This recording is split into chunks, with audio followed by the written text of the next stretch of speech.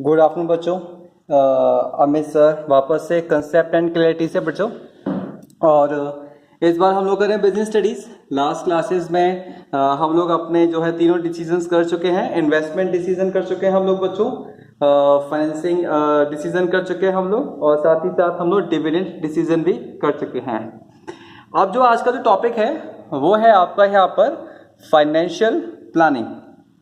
जो financial planning जो topic है आपका वो फाइनेंशियल मैनेजमेंट के मतलब बोलना चाहिए कि फाइनेंशियल मैनेजमेंट एक ब्रॉडर टर्म से बड़ा टर्म है, और जो फाइनेंशियल प्लानिंग है वो उससे थोड़ा सा नैरो टर्म है बेटा। यहाँ पर मैंने फाइनेंशियल प्लानिंग के जितने भी पॉइंट्स दिए, इनफैक्ट पूरे एफएम के जो भी मैं नोट्स उठा रहा हूँ वो सारे के सारे मैं एनसीईआरटी से उठा रहा हूँ, और मेरी कोशिश है कि मैं वहीं से ना मेन वर्ड्स उठाऊं, क्योंकि जो केस स्टडी के पॉइंट्स बनेंगे वो आपके सारे के सारे वहीं से बनेंगे बेटा।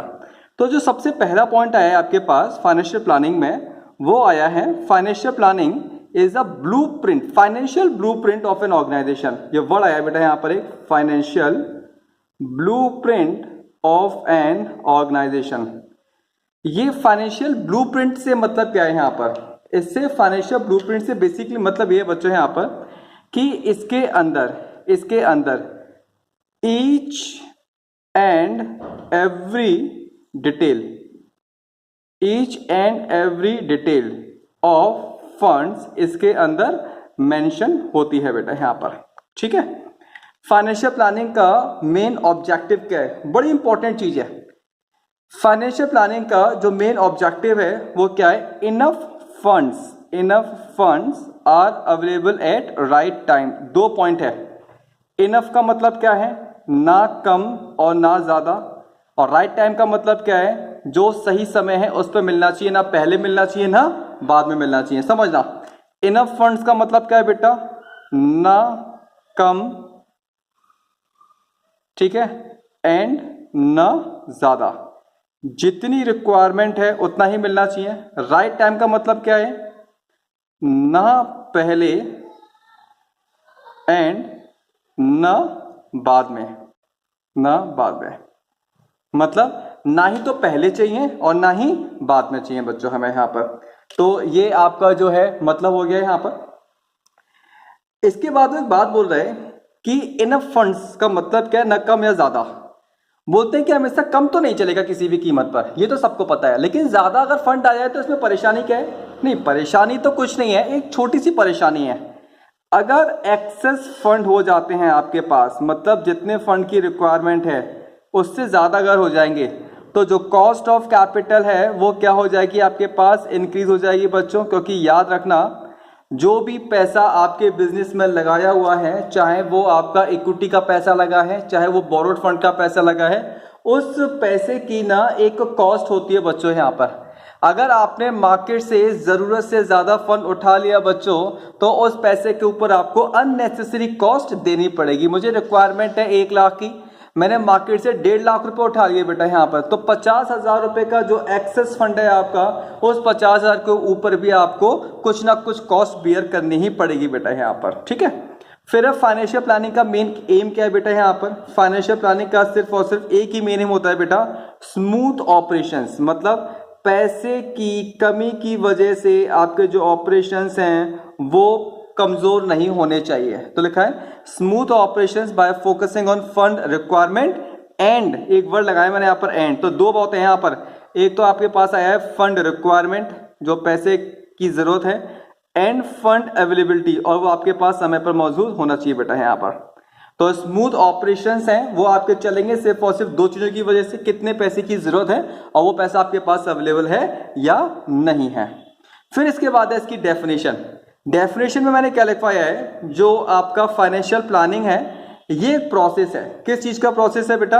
एस्टिमेटिंग, अनुमान लगाना, एस्टिमेटिंग द फंड रिक्वायरमेंट, कितने पैसे की जरूरत है, एंड स्पेसिफाइंग, और ये पता करना और या ये बताना कि सोर्सेस ऑफ फंड क्या होंगे बेटा हमारे पास। यहाँ पर आप देखोगे घुमा फिरा करके ना एक ही चीज है। मैंने आपको यहाँ पर फाइनेंशियल प्लानिंग में 3 पॉइंट लिखाए हैं, एक डेफिनेशन हो गया, 4 पॉइंट है। कुल मिलाकर के फाइनेंशियल प्लानिंग का मतलब क्या होता है? कुल मिलाकर के फाइनेंशियल प्लानिंग का मतलब होता है आपको ना ही तो कम फंड चाहिए और ना ही ज्यादा फंड चाहिए, ना समय से पहले चाहिए ना समय के बाद चाहिए। अगर ज्यादा फंड आ जाएगा तो अननेसेसरी आपकी कॉस्ट बढ़ जाएगी। आपका फाइनेंशियल प्लानिंग का जो मेन एम है वो स्मूथ ऑपरेशन है बेटा यहाँ पर। और डेफिनेशन क्या है, पता करना कितना पैसा चाहिए और स्पेसिफाई करना उस फंड का सोर्स क्या होगा। इक्विटी सोर्स का मतलब समझते हो ना बेटा आप यहाँ पर, सोर्सेज ऑफ फंड। सोर्सेज का मतलब होता है आपके पास यहाँ पर या तो पैसा इक्विटी से आएगा या फिर पैसा आपके पास डेट से आएगा बच्चों यहाँ पर। तो इसके बाद अब हम आएंगे यहाँ पर फाइनेंशियल प्लानिंग के ऑब्जेक्टिव्स। और फाइनेंशियल प्लानिंग के दो ऑब्जेक्टिव हैं और वही इसकी डेफिनेशन भी है बेटा। मजे की बात यह है यहाँ पर, ठीक है। तो देखो क्या लिखा है, to ensure availability of funds. मतलब फाइनेंशियल प्लानिंग में आपको पहले बता चुका हूं कि इनफ फंड्स होने चाहिए, ठीक है। And whenever these are required, जब इनकी जरूरत हो, मतलब ना पहले ना बाद में, ठीक है। तो इसमें पॉइंट्स क्या लिखा है यहाँ पर, प्रॉपर एस्टिमेशन ऑफ फंड्स। आपको फाइनेंशियल प्लानिंग के अंदर पता लगाना पड़ता है प्रॉपर एस्टिमेशन ऑफ फंड्स, मतलब कितने पैसे की आपको रिक्वायरमेंट है बच्चों। यहाँ पर घुमा फिरा करके वही बातें और कोई बात नहीं। यहाँ पर प्रॉपर एस्टिमेशन ऑफ फंड, पैसा चाहिए आपको। क्यों पैसा चाहिए आपको, एक तो आपको चाहिए लॉन्ग टर्म असेट्स के लिए पैसा चाहिए आपको बेटा यहाँ पर, और एक आपको चाहिए डे टू डे एक्सपेंडिचर। ये जो डे टू डे एक्सपेंडिचर है ना बच्चों, इसको हम लोग यहाँ पर बोलते हैं वर्किंग कैपिटल। हम इसको क्या बोलते हैं बेटा, वर्किंग कैपिटल। तो फाइनेंसिंग प्लानिंग के अंदर आपको ये पता करना होता है कि जो पैसा चाहिए उससे आप असेट्स कितनी खरीदोगे और उससे आप वर्किंग कैपिटल में कितना पैसा यूज करोगे बेटा। दूसरा है एस्टिमेट द टाइम, मतलब ना समय से पहले और ना समय के बाद। ये मैं आपको पहले करा चुका हूं। To see that firms does not raise resource unnecessarily. Does not raise का मतलब क्या है बेटा, वही मैंने आपको बताया था, एक्सेस फंड आपको नहीं लेने हैं मार्केट से, जितनी जरूरत है उतने ही लेने हैं। Funds should not be in excess otherwise cost of fund increases. अगर आपने जरूरत से ज्यादा पैसा मार्केट से उठा लिया बच्चों, तो वहां पर आपको जो है एडिशनल कॉस्ट बियर करनी पड़ सकती है वहां पर बच्चों, ठीक है जी। इसके बाद है हमारे पास इंपॉर्टेंस ऑफ फाइनेंशियल प्लानिंग। मैं सारे के सारे पॉइंट्स जो है आपको समझाता हूं।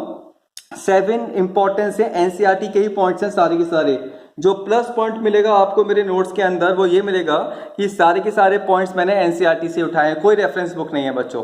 एंड बिलीव मी, अगर आप चाहते हो कि आपका बीएस के अंदर बिजनेस स्टडीज के अंदर जो स्कोर है वो परफेक्ट स्कोर आए, 80 में से 80 आए, तो एनसीईआरटी का कोई भी दूसरा ऑप्शन नहीं है। क्योंकि उसका रीजन है बच्चों, जो सीबीएसई बोर्ड से आंसर मैनुअल आते हैं टीचर्स को कॉपी चेक करने के लिए, वो सारे की सारा आंसर मैनुअल आपका एनसीईआरटी से ही छप करके आता है। तो ये मस्ट है, ध्यान रखना बच्चों जो भी अच्छा स्कोर करना चाहते हैं। तो इंपॉर्टेंस ऑफ फाइनेंशियल प्लानिंग, सबसे पहला पॉइंट क्या है, it forecast what may happen in future. Forecast मतलब देखो ये है क्या, प्लानिंग है। प्लानिंग का मतलब ही होता है कि हम लोग ये देखने की कोशिश करते हैं कि फ्यूचर में क्या हो सकता है। फाइनेंशियल प्लानिंग के अंदर बस हम ये देखते हैं बेटा कि फ्यूचर में हमें कितने पैसे की रिक्वायरमेंट होगी, किस समय पर रिक्वायरमेंट होगी और कहां से कितना कितना पैसा लेकर के आ सकते हैं। तो forecast what may happen in future under different situation, इसको बोलते हैं business situation, under different business situation. इसका मतलब क्या है बेटा यहाँ पर कि आने वाले समय के अंदर हो सकता है बिजनेस की कंडीशन अच्छी हो सकता है बिजनेस की कंडीशन खराब हो, और हो सकता है बिजनेस की कंडीशन एवरेज हो। तो डिफरेंट कंडीशन पर हम लोग फोरकास्ट कर सकते हैं बेटा यहाँ पर। इसके बाद है it helps in avoiding business shocks and surprises. इसका मतलब क्या है बेटा यहाँ पर, बिजनेस शॉक्स एंड सरप्राइजेस।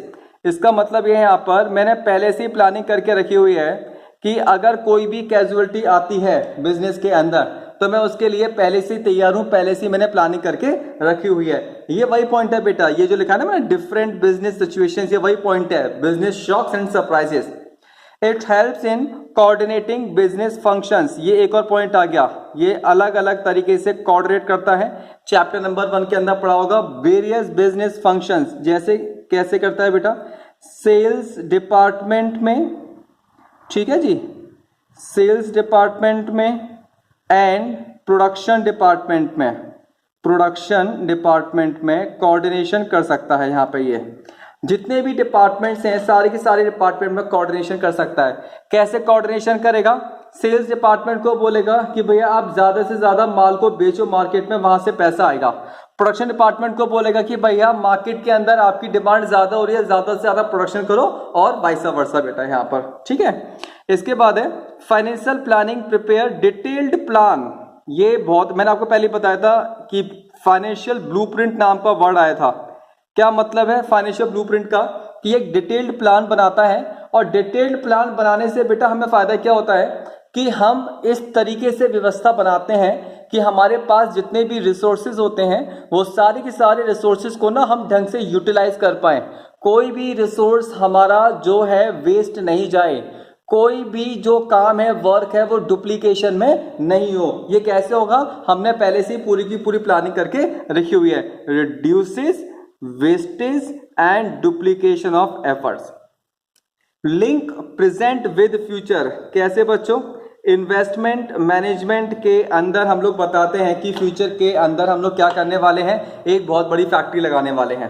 और प्रेजेंट का मतलब क्या है बेटा यहाँ पर? उसकी जो शुरुआत है हम लोग आज से ही करेंगे बेटा यहाँ पर। तो link present with future.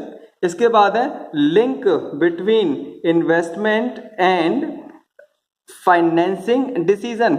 Investment decision के अंदर हम लोग ये कहते हैं कि फैक्ट्री खोलनी है, और फाइनेंसिंग डिसीजन के अंदर हम लोग ये बोलते हैं कि हमें किस सोर्स से कितना पैसा चाहिए। तो फाइनेंशियल प्लानिंग जो है इन दोनों के बीच में लिंक होती है। Evaluation of actual performance. Evaluation का मतलब होता है बेटा यहाँ पर कंट्रोलिंग आपने पढ़ा होगा। कंट्रोलिंग का मतलब होता है बेसिकली आपने क्या प्लान किया था, ठीक है जी, और आप कैसा उसको एक्चुअल कर रहे हो, और आप क्या करोगे, इन दोनों का कंपैरिजन करोगे, कंपैरिजन, ठीक है। तो उसके बाद आप क्या करोगे? Take action. ये भी फाइनेंशियल प्लानिंग के अंदर होता है। आप इवैल्यूएट करते हो कि आपने क्या सोचा था, फिर चीजें किस हिसाब से हो रही हैं, आप दोनों को कंपैरिजन करोगे, उसके बाद आप दोनों में से डेविएशन निकालोगे। अगर मान लेते हैं कहीं कोई कमी है तो उस कमी को आप लोग क्या करोगे बेटा, वहां पर पूरा करोगे।